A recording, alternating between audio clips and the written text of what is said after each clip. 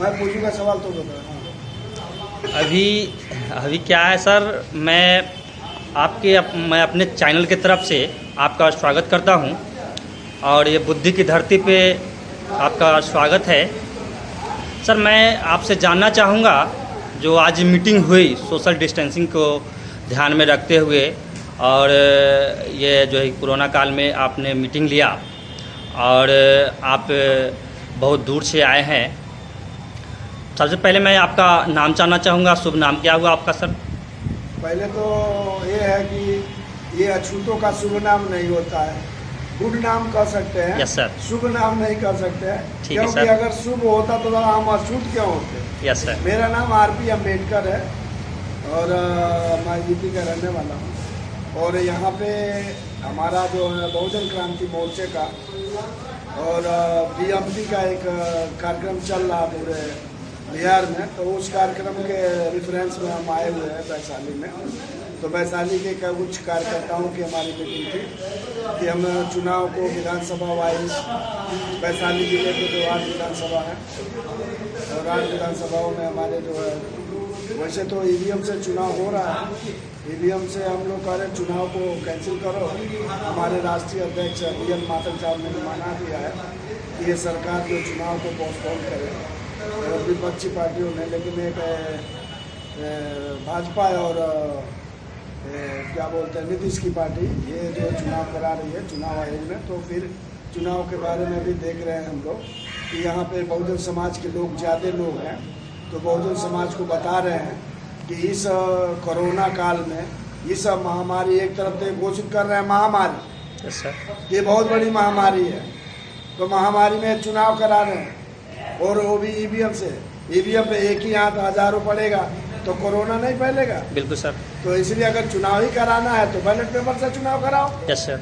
अगर वो नहीं भी मानते हैं तो ये चुनाव के लिए चुनाव क्यों कराया जाता है कि प्रतिनिधित्व, लोकतंत्र का दूसरा नाम है रियल प्रतिनिधित्व। लेकिन आज बहुजन समाज का हक अधिकार सारे के सारे खत्म होते जा रहे हैं। देख रहे हैं आप प्राइवेटाइजेशन, रेलवे का, हवाई जहाज़ों का, पूरी निजी कंपनियां जो फायदे में कंपनियां फ़ायदा दे रही हैं उसका भी प्राइवेटाइजेशन किया जा रहा है। ऐसे जैसे अंग्रेज थे ना, अंग्रेज़ों ने जो जितना अन्याय अत्याचार नहीं किया उतना अन्याय अत्याचार ये सरकार कर रही है।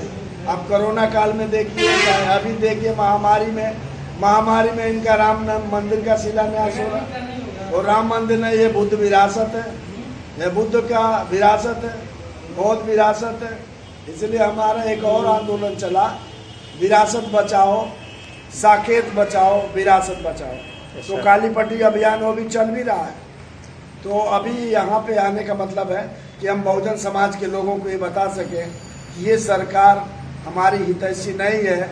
हम अपने लोगों को जागृत करने के लिए आए हैं कि जागृति कर सकें कि किस तरह हमारे दुख तक, दुनिया में दुख है, बुद्धा ने कहा था ना, दुनिया में दुख है तो दुख का कारण है। बिल्कुल। तो दुख का कारण है तो उसका निवारण है। तो ये दुख पैदा करने वाले ये जो शासक वर्ग है, जो ब्राह्मण बनिया, जो अपने को उच्च वर्ग कहता है, सवर्ण वर्ग करता है, DNA के आधार पे ये लोग विदेशी हैं। इसलिए ये विदेशी लोग जो है ना हमारे लोगों को कल्याण नहीं करने वाले हैं। ये अपने समाज को बताने के लिए कर रहे हैं, क्योंकि हमें इस देश में एक बहुत बड़ा जन क्रांति, राष्ट्रव्यापी जन आंदोलन करना है। और वो जन आंदोलन का नेतृत्व बहुजन क्रांति मोर्चा के राष्ट्रीय संयोजक माननीय वामन मेश्राम साहब कर रहे हैं। उसी के अंतर्गत हम ये जो है ना अपने लोगों को। सर मैं जानना चाहूँगा, वैशाली में आप आए हैं, बिहार अभी जो है कि 2020 का जो है कि चुनाव, विधानसभा चुनाव स्टार्ट होने वाली है, तो हम आपसे जानना चाहेंगे कि खास करके आप जो बिहार के जो बहुजन समाज है, जो कहा जाता है 85% है, और 85% होने के बावजूद भी अभी देखा जाए तो पूरे देश में मात्र 3% के लोगों को शासन चल रहा है। तो मैं आपसे जानना चाहूँगा, मैं अपने पूरे बिहार वासियों के लिए, कि आप बिहार वासियों के लिए क्या मैसेज देना चाहेंगे जो कि अच्छा रिस्पॉन्स आ सके? ऐसे दो बातें, आपकी बातें जो है ना बिहार वासियों के लिए 85% के लिए, देखिए ये इस देश में सत्ता पे जो काबिज किए हुए लोग हैं ये ईवीएम के माध्यम से किया है। Yes sir. तो ये 2014 से जो बीजेपी की सरकार आई है, 2009 और 2004-9 में कांग्रेस ने 10 साल राज किया, यस सर। और 14 से अभी तक जो बीजेपी राज कर रही है, ये इनका आपसी समझौता है। ये जब तक ईवीएम रहेगा, आपने देखा होगा लॉकडाउन के अंतर्गत सबसे ज़्यादा मजदूर बिहार और यूपी के थे, यस सर। और वो पैदल अपने घर जाना चाहते हैं तो उस पर पुलिस लाठियां बरसाती थी। बिल्कुल सर। उनको पैदल नहीं जाने दिया। तो ये तो हमारा जो है ना मौलिक अधिकार भी खत्म कर दिया है। बिल्कुल। ये जो सत्ता है, ये विदेशियों की सत्ता है। इससे सिद्ध होता है, क्योंकि जो लोग पैदल पैदल अपने घर जाना चाहते हैं उनको घर नहीं जाने दे रहे हैं। तो क्या है ये नागरिक का मौलिक अधिकार, भारत के मूल निवासी बहुजनों का नागरिकों का मौलिक अधिकार खत्म कर दिया है। ये जानकारी हम पूरे देश में 6.5 लाख गांवों तक पहुंचाना चाहते हैं। 714 जिले हैं पूरे देश में और 36 स्टेट है। तो हम पूरे स्टेट के 6.5 लाख गांवों तक ये मैसेज अपने लोगों को, विशेषकर SC ST OBC और माइनॉरिटी, जिसको बहुजन समाज करते हैं, जिसका DNA आपस में मेल खाता है, हम सिर्फ उनको ही बताना चाहते हैं कि हमारे दुखों का कारण क्या है। बिल्कुल। जब उनको दुखों का कारण पता चल जाएगा तब वो दवा के बारे में सोचेगा। yes, अभी हमारे लोग तो ये सोचते हैं हम बीमारी नहीं है, ये हमारी गरीबी है, हमारी छुआछूत है। ये तो ऊपर से निर्धारित है, क्योंकि ब्राह्मण बताया कि तुम चमार इसलिए हुए, तुम दुसाध इसलिए हुए, तुम पासी इसलिए हुए, तुम खटिक इसलिए हुए, तुम भंगी इसलिए हुए कि तुम्हारा जन्म पिछले जन्म का खराब था। तो हमारे लोग यही मान लिए कि चलो हमने पिछले जन्म में। तो ये ब्राह्मणों का एक षड्यंत्र, ये उजागर करने के लिए, क्योंकि ये षड्यंत्र किसी ने, वर्ण व्यवस्था किसने बनाई? ब्राह्मणों ने बनाई। yes, तो वर्ण व्यवस्था बनाया और वर्ण व्यवस्था में अछूतों को पंचम वर्ण में डाला, वर्णबाह्य कर दिया, अछूत बना दिया। तो ये जानकारी जैसे हमारे लोगों को होगा कि हमारा दुख का कारण कौन है, तब वो अपने दुश्मन से सचेत हो जाएगा और उसकी बातों को फॉलो नहीं करेगा, उसकी बातों को। सर, जहाँ तक की बात है वर्ण व्यवस्था की बात कहे, अब वर्ण व्यवस्था की बात कहे तो वर्ण व्यवस्था में मैं आपसे जानना चाहूँगा, कुछ लोगों से जैसे हमने बात किया तो कुछ लोगों का कहना है कि वर्ण व्यवस्था, वर्ण में जो है कि 7 वर्ण है। तो मैं आपसे जानना चाहूँगा कि वर्ण व्यवस्था जो बनाया ब्राह्मणों ने, तो वर्ण व्यवस्था में वर्ण कितने हैं? ब्राह्मणों ने जो बनाया वर्ण व्यवस्था, वो ऋग्वेद के 10वें अध्याय के ये अंतिम श्लोकों में वर्ण व्यवस्था का 4 वर्ण है। 4 वर्ण है, सिर्फ 4 वर्ण है। जो कौन कह रहा था 7 वर्ण है, ये भ्रम में डालने के लिए बोलते हैं। वर्ण व्यवस्था में 4 वर्ण है। और वर्ण का मतलब होता है रंग, रंग का मतलब होता है कलर। ये रंग के अनुसार जातियों का विभेद किया, जैसे यूरोप कंट्री में ब्लैक एंड व्हाइट चलता है, गोरे काले का। Yes sir. तो यहाँ पे शूद्र बनाया, ब्राह्मण क्षत्रिय वैश्य को छोड़ करके शूद्र वर्ण बनाया। और एक पंचम, गांधी ने पंचम वर्ण का, अछूतों को शेड्यूल कास्ट को, शेड्यूल कास्ट शेड्यूल ट्राइब, अछूतों को, ST को ये पंचम वर्ण कहा। Yes sir. तो हमको उस वर्ण व्यवस्था में भी ब्राह्मणों ने रखा। बिल्कुल। ये वर्ण व्यवस्था में अगर अछूतों को रखेंगे तो फिर वो वर्ण व्यवस्था भी अछूत हो जाएगी। सर, मैं आपसे जानना चाहूँगा कि ये वर्ण व्यवस्था में जो शेड्यूल कास्ट को और शेड्यूल ट्राइब को तो वर्ण व्यवस्था में भी नहीं रखा, इसका कारण क्या है? क्योंकि वो वर्ण व्यवस्था में नहीं रखने का कारण कि वो वर्ण व्यवस्था इनको छूत लग जाती। ये अछूत लोगों को, वो अछूत लोगों को वर्ण व्यवस्था से बाहर रखा। अछूत किसको बनाया? अछूत बाबा साहब ने लिखा है, अछूत कौन और कैसे। सर, हाँ, बाबा साहब ने लिखा है अछूत कौन और कैसे। तो उसमें एक कारण कि जितने अछूत हैं ये पूर्व में सारे बुद्धिस्ट थे। बिल्कुल। तो ये बुद्धिस्ट का मतलब है ब्राह्मणों का कट्टर दुश्मन।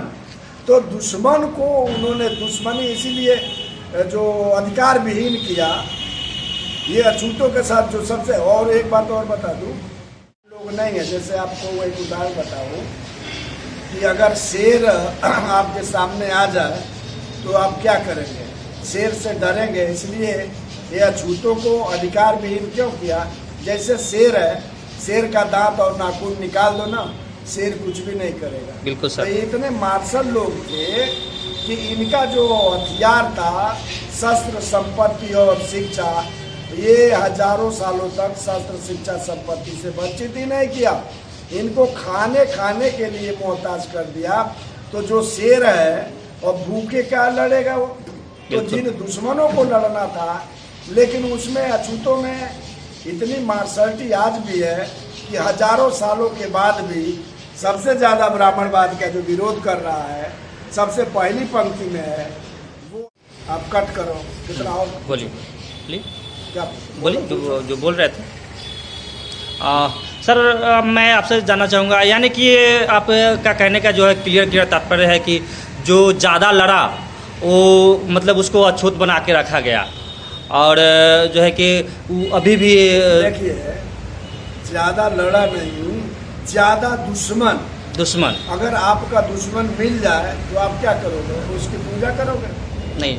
उसका आरती उतारोगे? नहीं सर। उसको ढंग से बैठा के खाना खिलाओगे? इसलिए दुश्मन सबसे, ब्राह्मणों का सबसे ज़्यादा, इसलिए जिनको असुर का, दैत्य का, दानव का, निशाचर का, आज जो है ना वो हरिजन, गिरिजन, दुर्जन ये बोलते हैं, ये इनके कट्टर दुश्मन हैं। तो उनके अभी उनका राज आया है ब्राह्मण का। अभी ये पसीना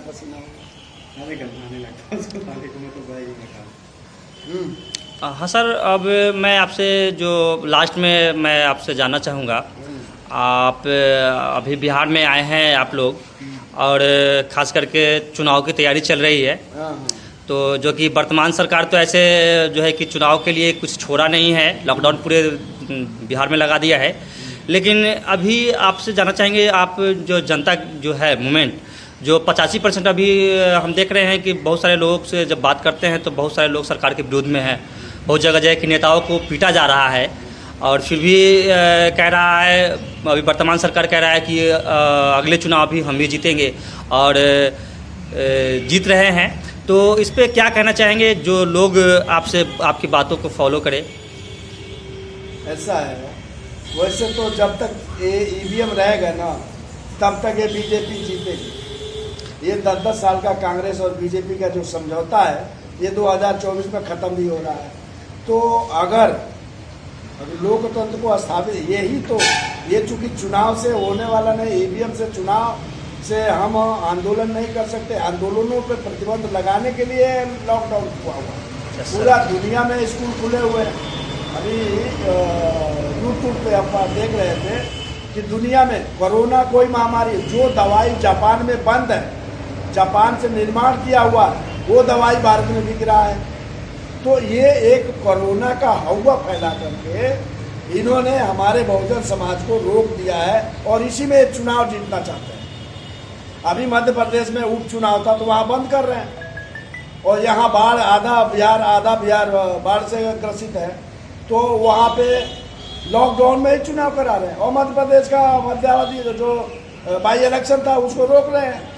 ये लोग जो है ना षड्यंत्रकारी है, इनके षड्यंत्र को जनता तक पहुंचाना हमारा काम है कि ये बीजेपी कांग्रेस जीतने न पाए। ये जो बीजेपी और ये जो सरकार बना रही है, ये बीजेपी को कैसे रोका जाए, बीजेपी के सहयोगियों को कैसे रोका जाए, इसको प्रचार के लिए, बहुजन समाज के कल्याण के लिए, हम लोगों को जन जागृति के लिए हमारा पूरे बिहार राज्य के 38 जिलों में हमारे जैसे बहुत सारे कार्यकर्ता प्रचार प्रसार कर रहे हैं अपने बहुजन समाज को जगाने के लिए। Yes sir. तो अभी हम देख रहे हैं कि वर्तमान सरकार जो है कि कोरोना महामारी में वर्चुअल रैली कर रही है, तो अपनी जो अभी आप जैसे बोल रहे हैं, आपकी संगठन जो है कि किस तरह की कदम उठा रही है इसमें? हमारा भी जो है वर्चुअल रैली के जो है माध्यम से हम हर जिलों पे अभी हमारा वर्चुअल रैलियाँ हुई है, हमारा पूरे जिले का, 38 जिले का। Yes sir. और उसके राष्ट्रीय अध्यक्ष माननीय BL मातक साहब लिए हैं। अभी विधानसभा का वर्चुअल रैलियाँ हुई, तो वर्चुअल रैलियाँ करने का पीछे हमारा समाज तो पिछड़ा हुआ है। Yes sir. रोटी नहीं है, लेकिन हम एक तकनीकी अपने लोगों में डेवलप करना चाहते हैं कि कम से कम ये मीडिया के माध्यम से, सोशल मीडिया के माध्यम से और गूगल के माध्यम से, गूगल मीट ऐप, हाँ गूगल मीट के माध्यम से हम अपने लोगों को तकनीकी भी बता रहे हैं कि आने वाले भविष्य में ये कहीं बोलने का, हमें तो लगता है ये तो बोलने का अधिकार पर भी प्रतिबंध लगाते हैं।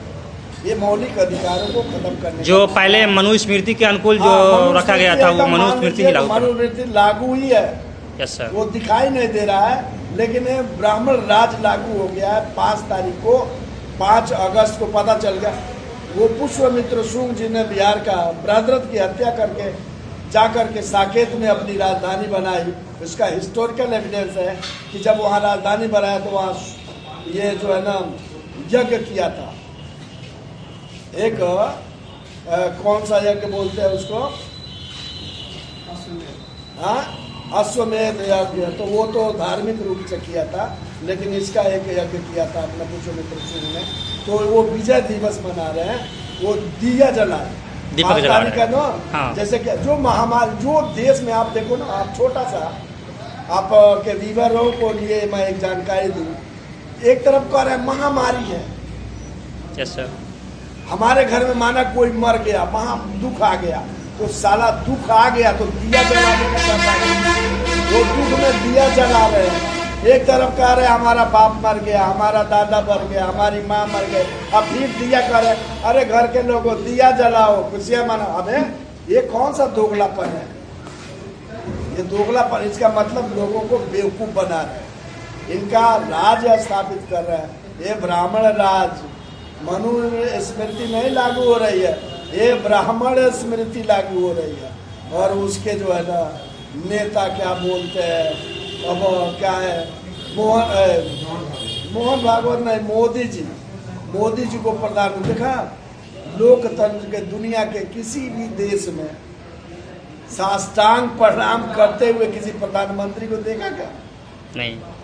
कोई प्रधानमंत्री एकदम लेट जा रहा है, वहाँ पता नहीं मूर्ति किसकी है किसकी नहीं है। जबकि उसका भारत में शासनाध्यक्ष होता है प्रधानमंत्री, राष्ट्राध्यक्ष होता है राष्ट्रपति। तो उत्तर प्रदेश का मुख्यमंत्री भी था तो वो भी साष्टांग प्रणाम नहीं हुआ। आरएसएस का मोहन भागवत सरसंघचालक, पहले तो उसको साष्टांग प्रणाम करना चाहिए, तो वो कोई नहीं किया। ये प्रधानमंत्री कहता है ना मैं चौकीदार हूँ, प्रधान सेवक हूँ। इससे ये सिद्ध होता है कि इनको चौकीदार और सेवक बना के रखा हुआ लोकतंत्र। Yes sir. चलिए सर, बहुत बहुत धन्यवाद, आप मेरी चैनल पे आए और इतनी अच्छी बिहार वासियों के लिए जानकारी दिए हैं, और इसके लिए मैं आभार हूँ।